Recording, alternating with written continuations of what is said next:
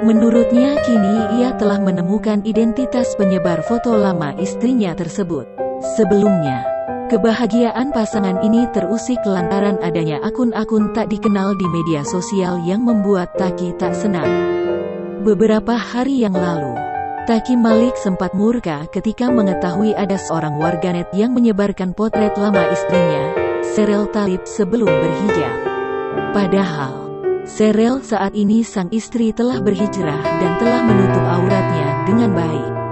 Melalui Instagram Story, mantan suami Salma Vina Sunan ini meluapkan kemarahannya.